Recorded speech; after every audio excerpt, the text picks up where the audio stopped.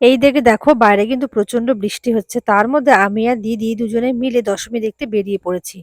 অন্যবার কিন্তু এতটা বৃষ্টি হয় না দশমীতে। এবার কিন্তু প্রচুর বৃষ্টি। তো অনেকটা পরেই বেরিয়েছিলাম মোটামুটি 9:30টার দিকে। তখন কিন্তু বৃষ্টি অনেকটাই কম ছিল। কিন্তু যেই আমরা সেখানে পৌঁছলাম তারপরে এত বৃষ্টি শুরু হয়েছে বলার মতো না।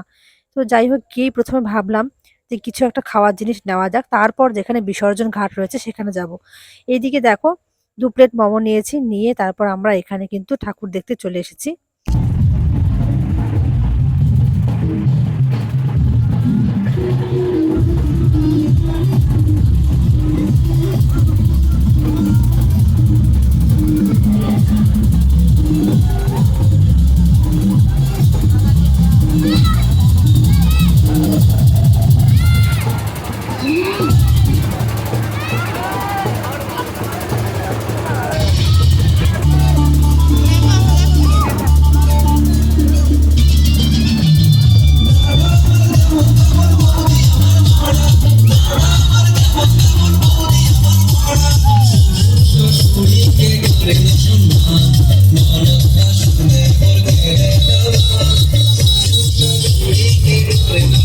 সবাইকে বিজয়া দশমীর আন্তরিক প্রীতি ও শুভেচ্ছা জানাই। তোমাদের পুজো কেমন কাটলো অবশ্যই কিন্তু কমেন্ট বক্সে জানাবে। আমার কিন্তু পুজো ভালোই কেটেছে।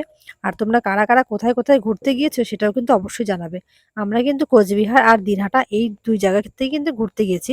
দিনহাটা পুজো তো সববার ভালো হয় সেটা বলার কোনো ভাষাই নেই। আর কোচবিহারেও পুজো কিন্তু খুব ভালো হয়েছে।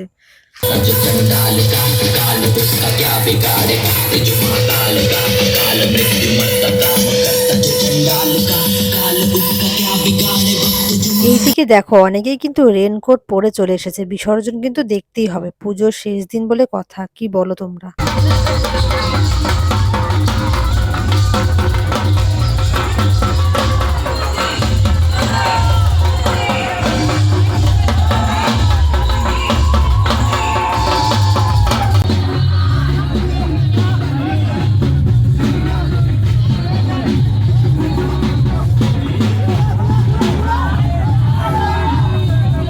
দেখতে, দেখতে পুজো কিন্তু শেষ হয়ে গেল। এই কয়েকটা দিন কিন্তু খুব ভালোই কাটলো। তো যাই হোক আবার সেই একটা বছরের অপেক্ষা।